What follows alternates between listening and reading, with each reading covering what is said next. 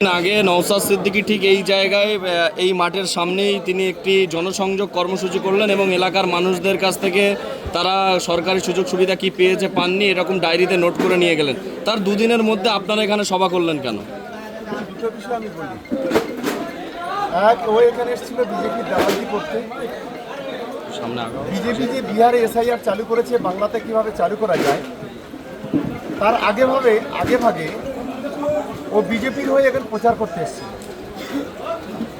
আর দুই নম্বর হচ্ছে এই ভাঙড়ে কীভাবে অশান্তি হয়, ভাঙড়ে কীভাবে অরাজকতা বিশৃঙ্খলা তৈরি হয়, এই দুটো বিষয়ে ভাঙড়ের মানুষকে অবগত করার জন্য এসেছিল। ও ভাঙড়ের শান্তির জন্য, উন্নয়নের জন্য বা ভাঙড়ের কোনো ভালো কাজের জন্য ও এখানে আসে। আপনি উন্নয়নের কথা বলছিলেন, সামনে একটি পানির ট্যাঙ্কি এবং এই এলাকায় বিভিন্ন কাজ হয়েছে, নওশাদ সিদ্দিকী এখনও কোনো রকম উন্নয়ন করতে পারেনি, তাহলে কি তার ব্যর্থতা না সেটা আপনারা করতে দেননি? দেখুন, সুপার ফেল একজন মিথ্যাবাদী মানুষ, ঘুরে ফিরে মিথ্যা কথা বলে আর মানুষকে বোকা বানায়, এটাই হচ্ছে ওর কাজ। উন্নয়নের প্রথম অক্ষরটা কিও জানে, উন্নয়ন কিভাবে করতে হয় ও জানে, উন্নয়ন করতে গেলে কোথায় কোথায় যেতে হয় ও জানে, উন্নয়ন করলে মানুষের কি উপকার হয় সেটাও জানে। ও কি উন্নয়ন করবে? শুধুমাত্র ধান্দাবাজি।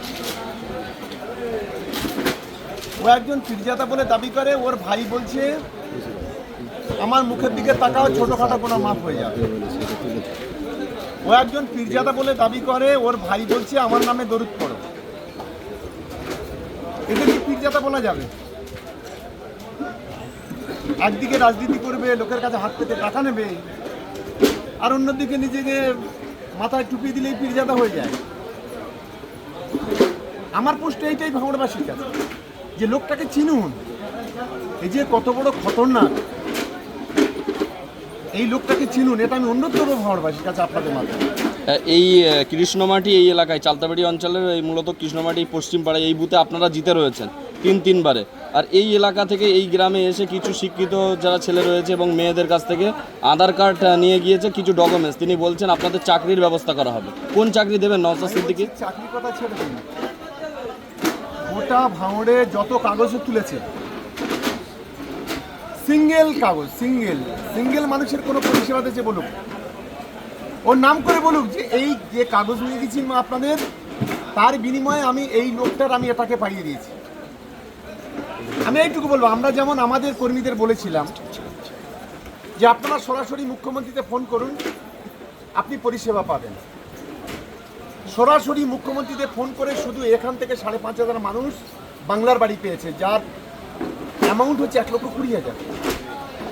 গোটা ভাঙড়ে পেয়েছে 14,500 শুধু একটা ব্লকে। এখানকার মানুষ সরাসরি মুখ্যমন্ত্রীকে ফোন করে রাস্তাঘাট পাচ্ছে, এখানকার মানুষ সরাসরি ফোন করে স্বাস্থ্য পরিষেবা পাচ্ছে। নওশাদ বলুক যে গত 4.5 বছরে যত কাগজপত্র গুছিয়ে নিয়ে গেছে তার 1 টাকা করেছে বলুক, বুঝতে পারবেন?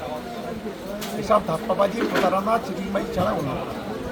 এই অঞ্চলের তৃণমূল নেতা রাজ্জাক খান খুন হওয়ার পরেই আপনাকে নিয়ে একাধিকবার সমাজ মাধ্যমের সামনে নওশাদ সিদ্দিকী বলেছেন যে শওকত মোল্লার মুখটা একটু হালকা হয়ে গেছে, শওকত মোল্লার মুখটা দেখেছেন, এবং আপনি চাকরি নিয়েও বলেছিলেন যে লেটারটা কোথায়। আপনি ইতিমধ্যে আমরা দেখেছি যে রাজ্জাক খানের স্ত্রীকে আপনারা নলমুড়ি প্রাথমিক হাসপাতালে সেখানে চাকরি দিয়েছেন এবং লেটারটাও সামনে নিয়েছেন, তারপর থেকে প্রেস বিবৃতিতে কোনো মুখ খুলছেন না, কি বলবেন? দেখুন, প্রথম বলি, একটা সহকর্মীর যন্ত্রণাও বোঝে না। এরা তো রাজনীতি করে এরা বুথ লেভেল থেকে উঠে আসেনি। একজন কর্মীর যন্ত্রণা ও কি বুঝবে? তো ফুরফুরা শরীফে পরিযায়ী শ্রমিকের মতো আসে আর এখান থেকে ঘুরে যায়, তালান্তি করে করে চলে যায়। ও এটা কী করে বুঝবে? ওই যন্ত্রণাটা বোঝে না। আর 2 নম্বর বলি, আমরা কথা দিলে ভেবেচিন্তে দিই, মানুষের সঙ্গে চিটিংবাজি করার জন্য দিই না। আমরা বলেছিলাম রাজ্জাকের স্ত্রীকে চাকরি দেবো, আমাদের দিদি বলেছিলেন, সেই রেস ধরে আমরা বলেছিলাম কথা মতো তাদের চাকরি। যখন বলেছিল যে এটাকে নিয়ে দুর্নীতি হচ্ছে, অ্যাপয়েন্টমেন্ট লেটার দেখাক, শুধু অ্যাপয়েন্টমেন্ট লেটার দেখায়নি, রাজ্জাকের ওয়াইফ সহ তার পরিবারকে সঙ্গে করে নিয়ে জয়েন্ট করিয়ে জয়েন্ট এটা দেখিয়ে দিয়েছি। এটাকে কি বলেন জানতো? ঢিলের জব হচ্ছে পাথরে দেওয়া। আমরা ঢিলের জব কীভাবে পাথরে দিতে হয় আমরা খুব ভালো শিখেছি। তা আপনারা তো চালতাবেড়ি অঞ্চলের এই কৃষ্ণমাটি 4টে বুথে তো আপনারা বিপুল ভোটে জিতে রয়েছেন, সেই জায়গায় দাঁড়িয়ে আপনারা যেদিন পোলেরহাটে যুবকদের নিয়ে র্যালি করছেন, বাংলাভাষী আক্রমণদের যারা বাইরে পরিযায়ী শ্রমিকদের উপরে আক্রমণ হচ্ছে, খুন করা হচ্ছে, আর সেই দিনে নওশাদ সিদ্দিকী চালতাবেড়ি এইসব অঞ্চলে আমি একটা কথা বলি, আমি হলে রাজনীতি ছেড়ে দিতাম না। এই কারণে বলছি যে আমরা যখন তৃণমূল কংগ্রেস যখন 15,000 কর্মীকে নিয়ে কোলেরহাটে র্যালি করছে, উনি তখন এখানে কয়েকটা লোককে নিয়ে এখানে নোংরামি করছে, বিজেপির দালালি করছে। এটা অত্যন্ত লজ্জাজনক বিষয়। আসলে দোকান কাটা হলে শহরের ভিতর থেকে যায়, আর একখান কাটা হলে শহরের বাইরে থেকে যায়। এর তো দোকান কাটা, এর কোনো লজ্জাজনক কিছু নেই।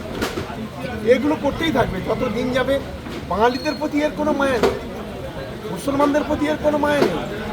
এর কাজ হলো বিজেপির হাতটাকে শক্তিশালী করে নিজে কীভাবে ক্ষমতা টিকে থাকবে, এটাই হচ্ছে এর কাজ।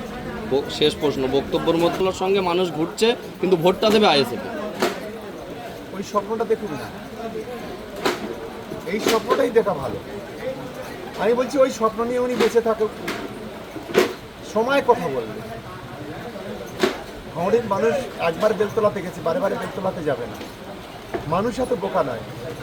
বাংলার উন্নয়নের সঙ্গে কে আছে মানুষ দেখছে, বাংলার মানুষের বিপদের পাশে কে আছে মানুষ দেখছে, বিজেপির বিরুদ্ধে কে লড়াই করছে মানুষ দেখছে।